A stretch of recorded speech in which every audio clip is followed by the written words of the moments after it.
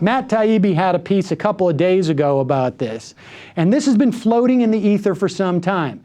This is the so-called foreign tax repatriation legislation. It doesn't have a name yet because it's just a floating proposal.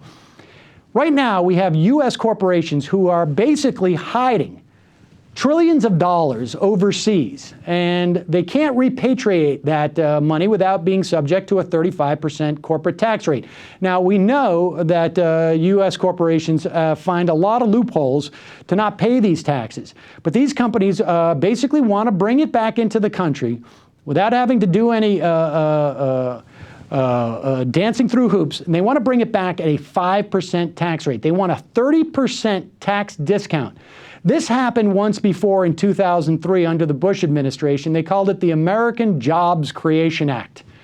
The amount of jobs that was created under this bill was absolutely zero.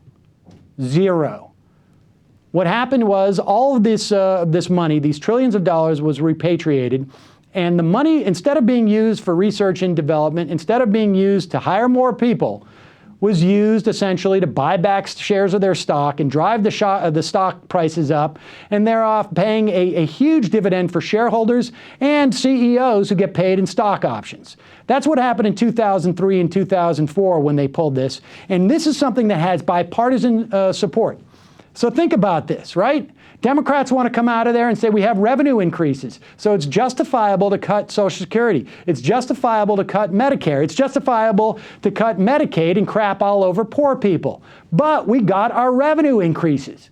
Republicans can say we didn't allow for any increase in taxes. In fact, we provided for a one-time tax cut holiday in this tax repatriation deal. So everybody gets what they want. It comes out of that committee. It goes to the House. The Republicans en masse vote for this. They pass it there. In the Senate, where you have a slight majority of Democrats, you've got people like Warner. You've got people like Lieberman, not a Democrat, caucuses with him. He will vote to cut Social Security. They will all be able to have this fig leaf of we've raised new revenues because we're getting 5% on those trillions of dollars coming back in. But they won't have to sell the idea to the Republicans that they're raising taxes. Now, what's problematic with this? Well, yes, new revenues are good. We can spend more on jobs programs. Of course, we won't. We haven't seen a single jobs program come out of this Republican-controlled House. And what's also problematic with this is going to be a message to corporate America.